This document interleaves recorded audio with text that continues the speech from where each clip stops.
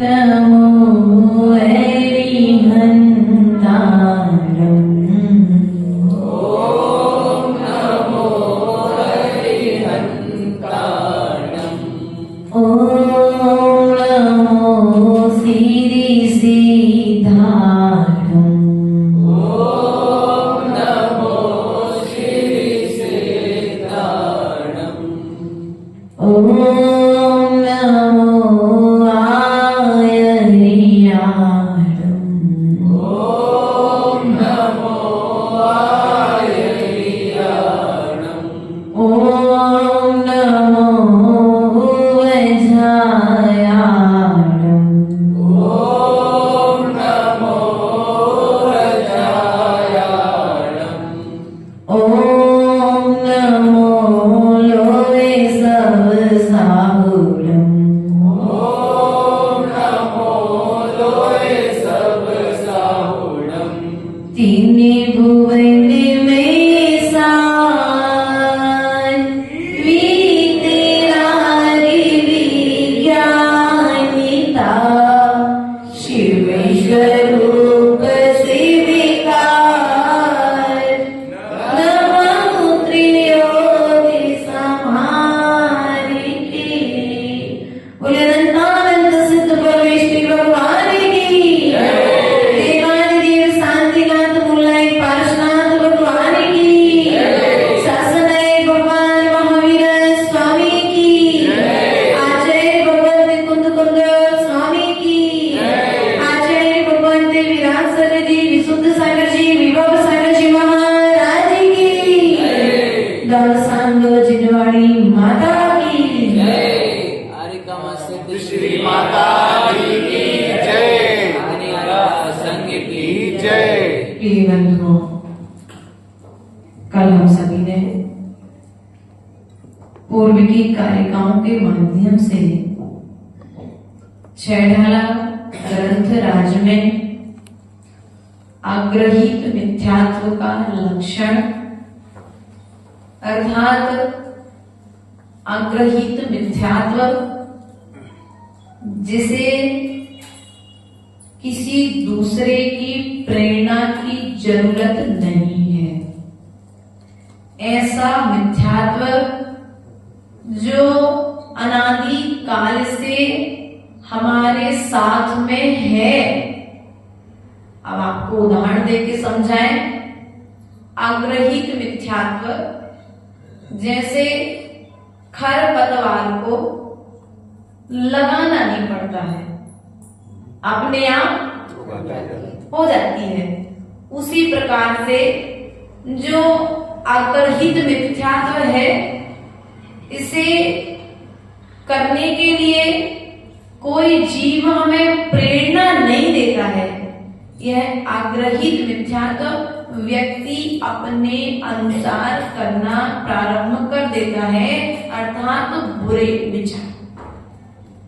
थोड़ा और निकट पहुंचे। जैसे बुरे विचार करने के लिए हमें किसी दूसरे की प्रेरणा की जरूरत नहीं पड़ती है, वे अपने आप ही अपने मन में जन्म ले लेते हैं। उसी प्रकार से जो आग्रहित मिथ्यात्व है, यह भी बिना किसी के उपदेश से जीव के अंदर में जन्म ले लेता है, और यह आग्रहित मिथ्यात्व के कारण ही जीव संसार में भटकता रहता है। अब कल की कारिका में हम जान रहे थे इन जुद्ध विषयन में जो प्रवृत्ति ताको जानो मिथ्याचार। मिथ्या चारित्र क्या है? ये जो 5 इंद्रियां हैं, इंद्रियां कितनी होती हैं? बोलो तो कौन कौन सी है? चक्षु बहुत बढ़िया। कितनी होती है पंडित जी इंद्रियां? 5। स्पर्शन, रसना, घ्राण, चक्षु और कर्ण। ये 5 इंद्रियों का आचरण देखो तो। इन इंद्रियों से तीर्थंकरों ने तीर्थंकर प्रकृति का बंध कर लिया, और हम इन इंद्रियों से अशुभ कुआचरण करके अपने विषयों की पूर्ति के अनुरूप आचरण करने के कारण इन्हीं इंद्रियों के कारण हम अशुभ गतियों में परिभ्रमण।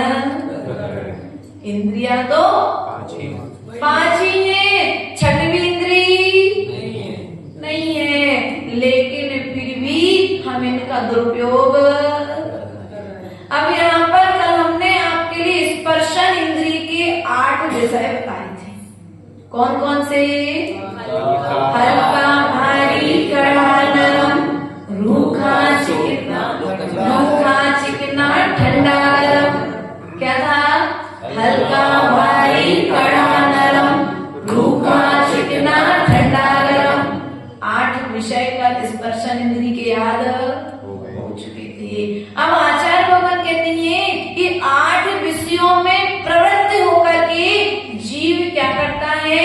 मिथ्या चारित्र के वशीभूत होकर के संसार में परिभ्रमण करता रहता है। अब यहाँ पर कहा हल्का भारी, वजन की अपेक्षा से हल्का और भारी, कड़ा और नरम, रूखा और चिकना, ठंडा और गरम। इनके निमित्त से अब आप लोग किस प्रकार से इन विषयों में प्रवृत्त होते हैं वो आप लोग डल्लप का करता है। यार कितना सॉफ्ट लगा, आनंद आ गया। क्या हुआ? अब आनंद तो आ गया, नींद इतनी अच्छी आई उस डल्लप के गद्दे पे शैलेश भैया की सुबह से नींद नहीं खुली और अभिषेक सुबह का और तो और थोड़ा ठंड का समय आ रहा था पास में, तो थोड़ी और अच्छी नींद आ गई। तो आहारचर्या का समय भी, प्रवचन का समय भी छूट गया, आहारचर्या का समय भी छूट गया। क्यों? क्योंकि हमें वो जो रजाई, वो सॉफ्ट सॉफ्ट जो गुलगुला गद्दा था ना, वो जो क्या बोलते आप लोगों ने, क्या उड़ी थी वो कंबल। आचार्य भगवंत ने मूंग माटी ग्रंथ में लिखा है, विद्यासागर जी ने, आप लोग ने पढ़ी या नहीं पढ़ी हमें तो नहीं पता, लेकिन हमने थोड़ी बहुत सुनी है। सो जितनी सुनी उतनी हमने अपने आचरण में धारण कर ली। आचार्य गुरुदेव ने कहा मूंग माटी में जो कम बल वाले होते हैं उन्हें ही तो कम बल की जरूरत होती है। क्या? जो कम बल वाले होते हैं उन्हें ही तो कम बल की जरूरत होती है, अर्थात जो बलवान है उन्हें कम बल की जरूरत नहीं होती है। अब आप लोग कहते हो कि माता जी आपको ठंड नहीं लगती, तो भैया मुनिराज को ठंड नहीं लगती, वे बलवान है, उनका मन बल मजबूत है, उनका काय बल मजबूत है, उनका वचन बल मजबूत है, इसलिए उन्हें ना तो मन से तकलीफ होती है ना वचनों से तकलीफ होती है, उन्हें काया में किसी भी तरह की तकलीफ, यदि तकलीफ भी होती है तो जैसे आदित्य सागर जी ने कहा ना, इग्नोराय नमः, ऐसे क्या करते हैं वो लोग? इग्नोर कर देते। ठीक है, शरीर की प्रवृत्ति तो चाहेगा लेकिन मुझे देना, और हमारी प्रवृत्ति क्या है कि जो मांगा सो तत्काल। आजकल यही तुम अपने बच्चों के साथ कर रहे हो और यही तुमने अनादिकाल से अपने इंद्रियों के साथ किया है। क्यों भैया?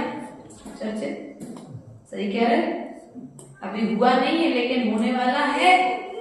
लेकिन मन में मैं अभी से अपने बच्चे को कोई तकलीफ होने, जिस अभाव में मैंने जीवन जिया उस अभाव को मैं अपने बच्चे को महसूस नहीं होने दूंगा।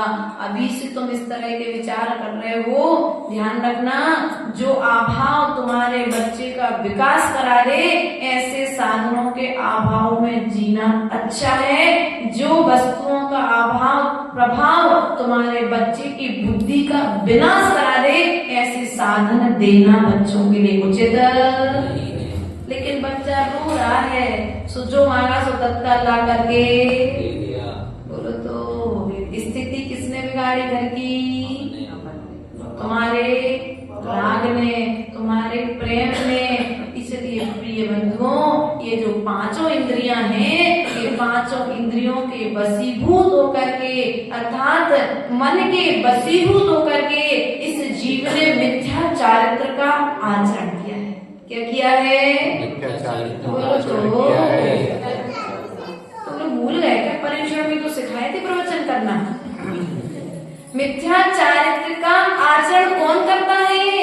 मैं करता हूँ।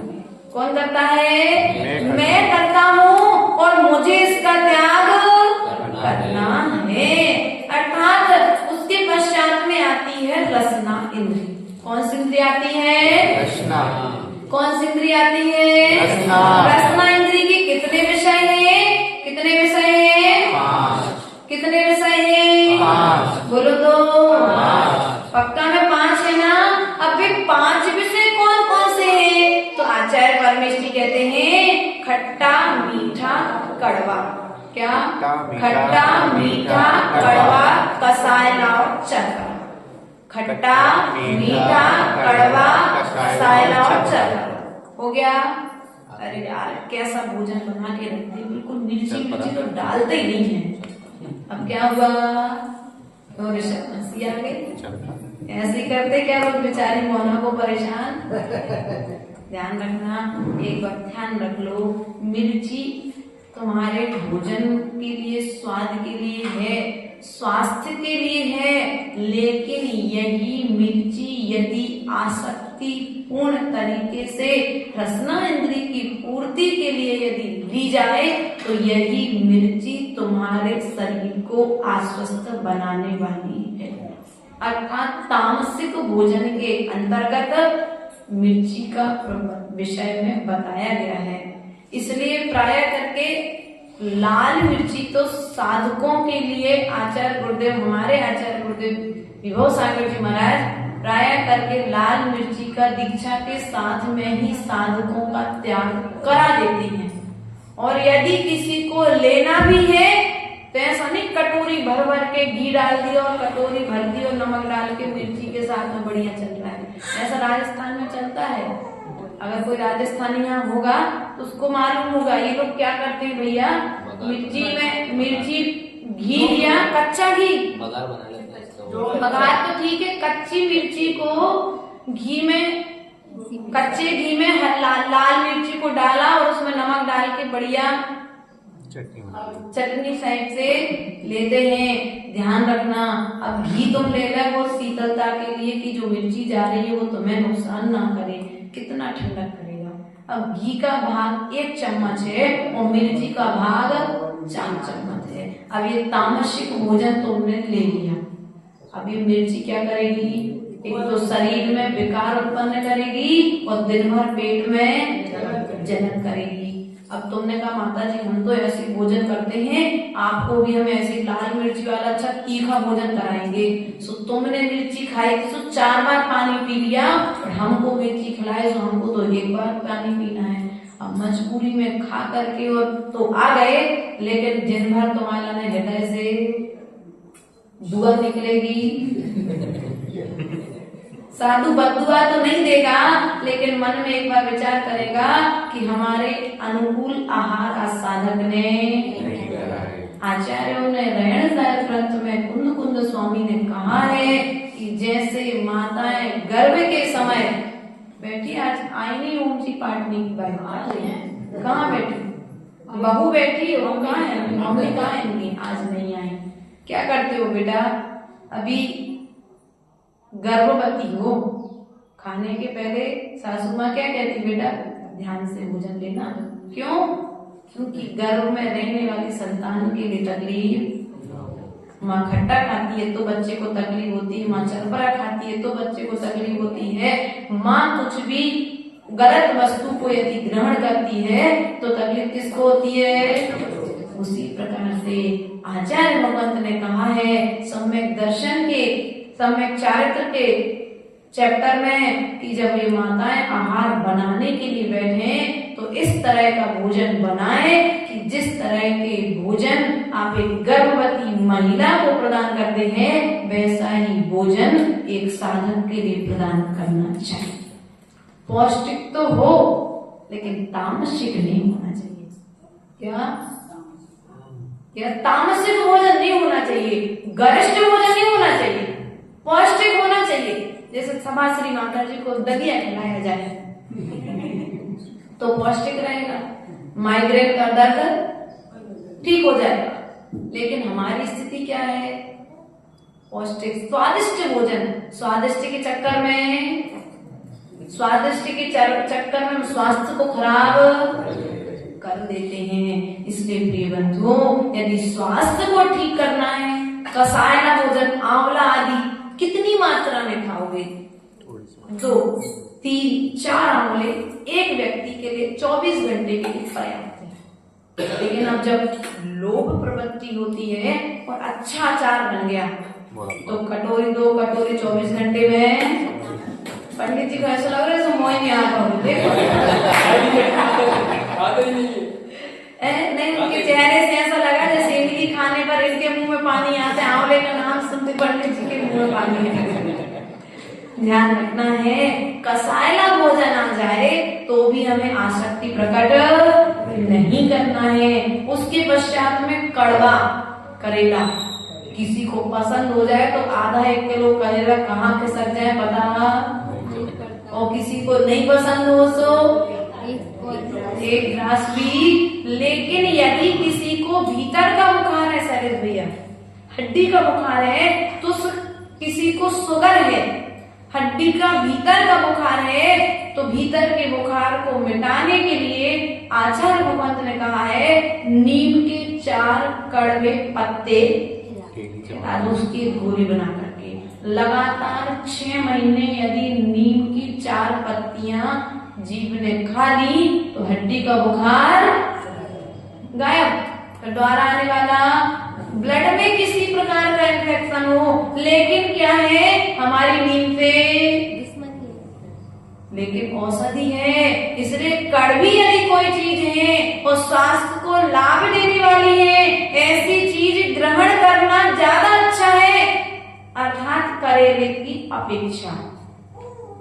स्वादिष्ट है, करेला पसंद है, कड़वे जरूर होते लेकिन हम शक्कर में डाल के, लेकिन अपनी तासीर तो छोड़ेगा नहीं ना। करेला गर्म होता है, जहां पर जरूरत है किसी को शुगर हो जाए उसके लिए करेले का जूस पिलाया जाए तो फायदेमंद है। लेकिन वैसे ही पहले से तुम्हारी बॉडी हीट कर रही थी और तुमने करेला और खा लिया, हमें तो पसंद है करेला, तब क्या किया, सभाश्री माता जी को पता पड़ गया। देखो सभाश्री माता जी का नाम ले लेते हैं, पूरा मत मानना, वो ऐसा कर्म नहीं है। चलो प्राचीकल जिज्ञा का नाम लेते, ज्यादा पास में रहती है। अब जिज्ञा को मालूम पड़ गया कि सभाश्री माता जी को करेले पसंद है। पसंद नहीं है, नहीं तो तुम लोग आज कोई बना उसको तो बिल्कुल भी पसंद नहीं है। अब पसंद है, अब जिज्ञा ने क्या किया, वो करेले चौके में बना लिए। अब इनकी बॉडी वैसे ही पहले से बुखार के कारण हीट कर रही थी और तुमने कड़वे करेले और चढ़ा दिए। अब बताओ क्या होगा, बॉडी की हीट बढ़ेगी कि कम होगी? बढ़ जाएगी, है ना। तो तत्काल यदि किसी कोई भी वस्तु हमें पसंद भी है तो वह पसंद होने वाली वस्तु को ग्रहण करने के पहले आचार्य भगवंतों ने कहा विवेक का होना अनिवार्य है। यदि विवेक नहीं है और विवेक से रहित होकर के यदि किसी वस्तु को ग्रहण करोगे तो वह निश्चित ही तुम्हें नुकसान करने वाली है। उसके पश्चात में मीठा और खट्टा, है ना। यदि किसी भी तरह की कोई बीमारी है तो अति मीठा ग्रहण करना, अति खट्टा ग्रहण करना, ये भी हमारे लिए, पैरों में वैसे ही पहले से हाथ पैरों में सूजन आ रही थी बात के कारण, तुमने और खटाई ग्रहण कर ली तो अब क्या होगा, वो हाथ पैर में जो बात के कारण दर्द हो रहा था वो बात का दर्द बढ़ेगा कि कम हो जाएगा? बढ़ जाएगा ना। लेकिन व्यक्ति क्या करता है, विवेक से शून्य होकर के इन इंद्रियों की पूर्ति में लगा रहता है। हमारे तीर्थंकरों ने इन इंद्रियों की दासता को स्वीकार नहीं किया और इन इंद्रियों की दासता को छोड़ करके जब इंद्रियों ने जो मांगा उस समय पर वो एक, चलो तुम्हें भूख लगी ना, 1 महीने को पास क्या क्या सीधा बोलो तो मन ने कहा, शरीर ने कहा आज अच्छा भोजन करने की इच्छा हो रही है, आज नीरस भोजन। क्या आज नीरस भोजन, बिना मिर्ची का भोजन, बिना नमक का भोजन, इन्हें ही तो कहते हैं रसना इंद्रिय विजय। रसना इंद्रिय विजय कैसे साधक कैसे साधता है, धीरे धीरे धीरे धीरे अभ्यास करते करते एक दिन इतना अभ्यस्त हो जाता है कि जब ये इंद्रियां अटैक करती हैं तो वह कहता है अब मेरा सरल प्रकार से इंद्रियों की दासता स्वीकार करना मुझे, अर्थात मैं इंद्रियों के विषयों का त्याग करता हूँ। पार्टी पर सो जाता है साधक, उन्हें कोई कंबल रजाई की जरूरत। साधक कोई श्रावक जैसा भोजन बना दे, आचार्य भगवान कहते हैं भोजन मीठा हो या खट्टा हो, घी का हो या बिना घी का हो, ध्यान रखना यदि भोजन तुम्हारा भक्ति पूर्वक बनाया गया है तो नीरस भोजन में भी सरस जैसा स्वाद तुम लोग इतने सारे आइटम बनाने में बने रहते हो और भक्ति भूल जाते हो। और जब भक्ति भूल जाते तो आइटम तो बहुत सारे रहते लेकिन शरीर में लगने वाले, क्योंकि तुमने चौका दिखावे के लिए, तुमने इस रसना इंद्रिय पूर्ति के लिए भोजन, बढ़ती भोजन तो भक्ति के लिए बनाना था, भक्ति करने के लिए भोजन बनाना था, लेकिन तुमने क्या किया, उस भक्ति को ना करके दिखावा किया और दिखावा करके तुमने कर्म का बंध कर लिया। अब यहाँ पर तीसरी इंद्री कौन सी है भैया? कौन सी इंद्री है? अगले तो कितना टाइम लगे तीसरी इंद्री बताने में। कौन सी इंद्री है? घ्राण इंद्री है। घ्राण इंद्री के विषय कितने हैं? 2। पूर्व की इंद्री के विषय कितने थे? कौन कौन से? पहले 8 थे, 5। खट्टा मीठा कड़वा कसायला और चरका, याद हो गए? खट्टा मीठा कड़वा कसायला और चरका, 5 याद हो गए। अब घ्राण इंद्री के विषय कितने हैं? 2। घ्राण इंद्री के विषय कितने हैं? 2। सुगंध और दुर्गंध। यदि कोई अच्छी खुशबू आ गई, कितनी अच्छी खुशबू है, ऐसा लगता है थोड़ी देर में यहीं पर। आपने पूर्व में सुगंध और दुर्गंध के विषय में भी किसी को वही खुशबू अच्छी लगती है, किसी को वही खुशबू बुरी लगती है। ध्यान रखना अपने जीवन में इन सुगंध और दुर्गंध के बीच में इतनी मस्त मत हो जाना कि जीवन सुगंध लेते लेते अपने जीवन की सुगंध चली जाए। भौरा फूल का रस लेने में इतना मस्त हो जाता है कि जीवन कमल कब बंद हो जाता है, जीवन की सुगंध कब समाप्त हो जाती है, फिर वह उस गंध को लेने के लायक भी नहीं बच पाता है। इसीलिए यहाँ पर एक कथानक आता है कि राजा विजय सेन थे। कौन थे? राजा विजय सेन थे और विजय सेन का पुत्र जयसेन और गंधमित्र। राजा के पुत्र कितने थे? 2। एक राजा के पुत्र कितने? जयसेन और गंधमित्र। दोनों पुत्र बहुत अच्छे थे, योग्य थे, लेकिन अनादि काल से एक नियम चला आ रहा है कि राजा की गद्दी का मालिक उसका प्रथम पुत्र ही होता है। राजा के मन में विचार आया, विजय सेन के मन में, कि क्यों ना मैं एक काम करूं, अब मैं दीक्षा ले लूं, मेरे पुत्र योग्य हो गए। तुम्हारे मन में ऐसा विचार नहीं आया शैलेंद्र भैया? अब पुत्र योग्य हो चुका है, मुझे दीक्षा ले लेनी चाहिए, लेकिन फिर भी हमारी स्थिति क्या है? वैराग्य के विचार तो आते हैं, लेकिन वे विचार क्या होते हैं? जैसे बिजली चमकी और तुरंत शांत हो जाती है ना, 1 मिनट को दिखती हो, फिर वैसे ही आचार्य गुरुदेव कहते हैं श्रावक का जो वैराग होता है वो शमशानी घाट वैराग।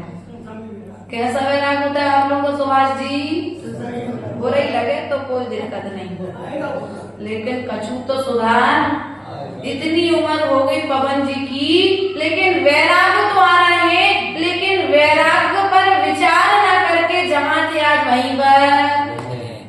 इतना ज्ञान है कि इनका ज्ञान का यदि ये प्रयोग कर ले तो केवल ज्ञान को प्राप्त कर ले इस जन्म के पश्चात अगले जन्म में, लेकिन ज्ञान का आचरण न करने के कारण सम्यक दर्शन में ही अटके हैं कि अभी सम्यक दर्शन मजबूत है कि नहीं है, चारित्र पे बड़े कोई दोष ना लग जाए। अरे भैया, यदि दोष लगेगा तो प्रायश्चित की व्यवस्था तो बनाई है।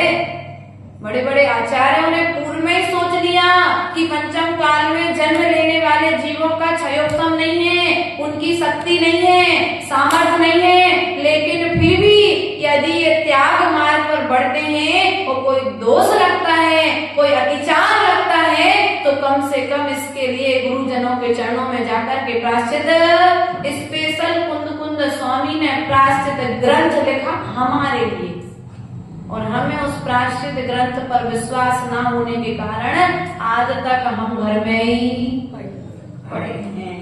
ऐसा वह विजय सेन जब विचार करता है कि मुझे दीक्षा लेनी है, तो उसने का विचार आया है तो अपना राज्य अपने पुत्रों को, तो बड़े पुत्र जय सेन को उसने राज गद्दी दे दी और गंधमित्र के लिए उसने युवराज पद दे दिया और जाकर के जंगल में मुनिराज चरणों में दीक्षा ले ली। अब उसने दीक्षा ले ली। यहाँ पर गंधमित्र के मन में ऐसा विचार आया, मैं तो योग्य था लेकिन मेरे पिता ने मुझे राज्य नहीं दिया। अब वो निरंतर उस राज गद्दी को पाने के लिए पुरुषार्थ करने लगा और उसकी हरकत इतनी बढ़ गई कि एक दिन जयसेन राज्य में आने के लिए थोड़ा सा लेट हो रहा था, तो उसने क्या किया, गंधमित्र ने राज गद्दी पर जाकर के विराजमान हो गया।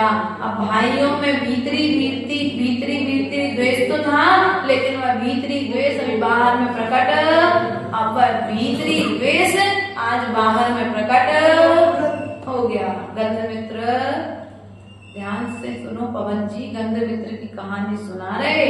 घ्राण इंद्री पर विजय ना प्राप्त करने के कारण उस गंधमित्र की क्या गति हुई, कहीं हम में से कोई गंधमित्र की तरह घ्राण इंद्री का आसक्ति जीव तो नहीं है। वह गंधमित्र गद्दी पर तो बैठ गया, लेकिन जयसेन से बच नहीं पाया। अब जयसेन ने सोचा कि अरे देखो, इतने दिन से ये मुझ पर बात कर रहा था, अब मैं भी इसे छोड़, आज मेरा इसने सभा में अपमान किया है। अब वह भी विचार करने लगा, और जब वह विचार करने लगा तो उसने एक दिन विचार किया, अब यह जब गंधमित्र वन कीड़ा के लिए जाएगा या फिर रानियों के साथ में जल कीड़ा के लिए जाएगा, मैं उस समय देखता हूं। उसने, जयसेन ने अपने बाग के समस्त मालियों से कहा कि जिनके बाग में जिस भी तरह के पुष्प हों, वे सभी पुष्प हमारे पास में लाए जाए, और पुष्पों के बीच में एक विष पुष्प भी नाम का एक पुष्प होता है, या जो विष से शहद है, ऐसा फूल भी बुलवाए गए। और जब वे फूल बुलवाए गए तो उस फूलों में मिला करके जब यह गंधमित्र जल कीड़ा के लिए रानियों के साथ में गया, तो जैसे ही सुगंधित फूलों की खुशबू आई, तो सब जल कीड़ा को छोड़ करके, रानियों को वहीं पर छोड़ करके उन पुष्पों की ओर चला गया। और जैसे ही पुष्पों की ओर बढ़ा और पुष्पों की ओर बढ़ते बढ़ते वह सुंदर सा जो विष पुष्प दिख रहा था, उसने उस विष पुष्प को सूंघ लिया, और विष पुष्प को सूंघते ही वह मरण को प्राप्त। देखो भाई का द्वेष इतना बढ़ गया कि एक भाई ने दूसरे भाई का जीवन, किसके लिए, मात्र राज गद्दी के लिए, और छीन लिया। वह गंधमित्र वहीं पर उसी जलाशय में मरण को प्राप्त हो गया। कहने का तात्पर्य है, मात्र एक विषय में आसक्ति इंद्री के अर्थात घ्राण इंद्री पर विजय प्राप्त ना होने के कारण उस गंधमित्र को अपना जीवन गंवाना पड़ा है। तो हमारे बीच में ऐसे कितने गंधमित्र हैं जिनको नाना तरह की खुशबू, सेंट वेंट आप लोग कितने डालते हो गाड़ियों में, वस्त्रों पर, और फिर वही वस्त्र कई बार हम लोगों के पास पहन करके आ जाते हो। ध्यान रखना, ये व्यंतर आदि जो देव होते हैं ना, होते ही तो सकते हैं ना भैया, हमने पढ़ा है तत्वार्थ सूत्र के 4 अध्याय में होते हैं। और भवनवासी व्यंतर देव जो हैं, वे पंचम काल में यहीं पर विचरण करते हैं। और यदि तुम बढ़िया सेंट डाल के आए और भक्ति करते करते ध्यान रखना गड़बड़ ना हो जाए, है ना। स्थितियां जो देखने में आती है ना, अन्यत्र अपन देखते हैं कि देह भर जाते हैं कई कई जगह पर, तो ऐसी स्थितियां बनती हैं। इसलिए जलालय में कभी भी इत्र का प्रयोग नहीं करना, क्योंकि यहाँ पर सभी तरह के जीव रहते हैं, वे भगवान की भक्ति करने के लिए आते हैं। तो यदि वे अपने ज्ञान इंद्रिय पर विजय प्राप्त नहीं करेंगे तो वे क्या करेंगे, तुम सेंट डाल करके आए और वे तुम्हारी गंध के प्रति प्रभावित होकर के वे क्या करेंगे, तुम्हारे साथ में स्थायी रूप से। अब फिर तुम अगरबत्ती लगा सब जगह, देखो जो है सो। इसलिए ऋषभ, जहाँ जरूरी है, जितनी जरूरी है उतना ठीक है, बाकी इत्र आदि का प्रयोग तो जैन लोग नहीं करते थे, है ना। इसलिए पूर्ण रूप से तो त्याग होना चाहिए, और यदि प्रयोग ही करना है तो धूप बत्ती है ना अपने लिए, है ना। शुद्ध चीज हाथ से बनाओ। बाजार में भी व्यवस्थित तरीके से जैन लोग भी आजकल बना करके देने लगे हैं धूप। तो जहां अपन को यदि इतना ही शौक है तो पहले लोहान गंधक चलाते थे घर में, क्या करते थे भैया, लोहान गंधक। क्या बोलते डॉक्टर साहब आपके हैं, लोहान, लोहान बोलते, लोहान बोलते। जो कुछ बोले अपनी भाषा में समझ जा, हम का के वो चाह रहे हैं। तो पहले क्या होता था, लोहान गंधक जलाते थे, नजर उतारी बच्चे की और उस लोहान गंधक को सिगड़ी में डाल दिया। क्यों, अब वो लोहान गंधक जो घर में चारों दिशाओं में प्रज्वलित होगा, उसका जो धुआं फैलेगा, उस धुआं से घर की नकारात्मक ऊर्जा बाहर जाती थी। यदि किसी भी तरह की कोई नकारात्मक ऊर्जा तुम्हारे घर में आ गई है तो तुम्हारे घर से बाहर। इसलिए यदि किसी के घर में ऐसा लगता है कोई परेशानी है, बार बार कोई समस्या आ रही है, तो उनको सुबह शाम अपने घर में क्या करना चाहिए, बोलो तो भगवान का धुआं, तो भगवान की भक्ति, बोलो तो ऐसा नहीं करना है। लेकिन फिर भी इस तरह के उपाय हमारे पूर्वाचार्यों ने ग्रंथों में जो शुद्ध है, धुआं करो आप। धूप का धुआं होता था घरों में, पहले भगवान होते तो धूप का धुआं होता था, भगवान को शुद्ध धूप चढ़ाता था श्रावक। आज क्या है, भगवान भी नहीं है, धूप भी नहीं है, और सबसे बड़ी बात तो हमारे पास समय नहीं है। क्या है सबसे बड़ी चीज हमारे पास, समय नहीं है। इसलिए अपने कीमती समय का सदुपयोग करते हुए इन 5 इंद्रियों पर विजय प्राप्त करना है। आज हमने घ्राण इंद्रिय के विषय में जाना। अपने जयसेन और गंध मित्र की कहानी के माध्यम से हमें यह शिक्षा मिलती है कि हमें किसी भी प्रकार की गंध के प्रति इतना आसक्त नहीं होना है कि हमारा जीवन भी उस गंध मित्र की तरह समाप्त हो जाए। उसके पश्चात में चक्षु इंद्रिय, चक्षु इंद्रिय के विषय कितने हैं, कितने विषय हैं, 5। 5 विषय कौन से हैं, काला, पीला, नीला, लाल, सफेद। काला, पीला, नीला, लाल, सफेद। काला, पीला, नीला, लाल, सफेद। हो गया यार। ये 5 रंग जो हैं, ये मूल रूप से 5 रंग हैं। इन 5 रंगों से ही अन्य रंगों का निर्माण होता है। इनके जब मिलाया जाए तो दूसरे रंग बनते हैं। तो ये मूल रूप में चक्षु इंद्रिय के 5 रंग बताए गए हैं। इन रंगों में के वशीभूत होकर के हम किस किस तरह से पतंगा देखा आप लोगों ने, देखो लाइट जलती कैसे आकर के होता है, जैसे लाइट बंद हुई तत्काल में मरण को प्राप्त हो जाता है। इसलिए प्रिय बंधु, चक्षु इंद्रिय अर्थात जो तुम्हें अच्छा लग रहा है देखने में, और देखने में इतना मस्त हो गए कि जब 11 बजे बैठे तो कब 2 बज गए तो पता ही नहीं पड़ता है। चक्षु इंद्रिय का विषय, इसलिए अपने चक्षु इंद्रिय को भी कंट्रोल करने का प्रयास करिएगा। उसके पश्चात में कर्म इंद्रिय, सा, रे, ग, म, प, ध, नि। 7 तो 8 हो गए। 7 स्वर साथी कितने होते हैं, सा, रे, ग, म, प, ध, नि।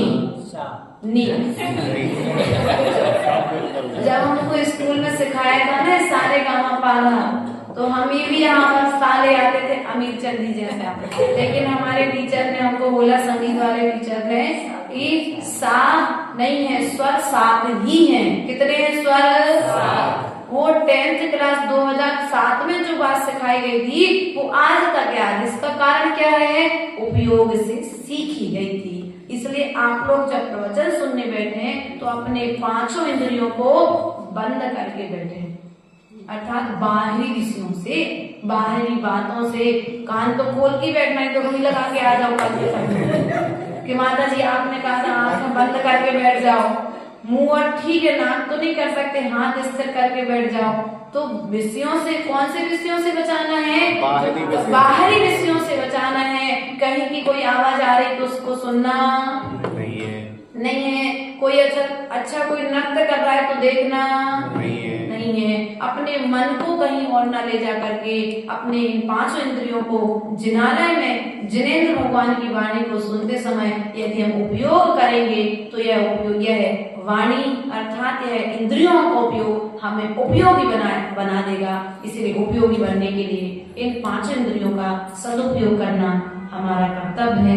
इन्हीं भावनाओं के साथ बोले परम पूज्य आचार्य गुरुवर विमल सागर जी महाराज की जय। जब जीवन का अंत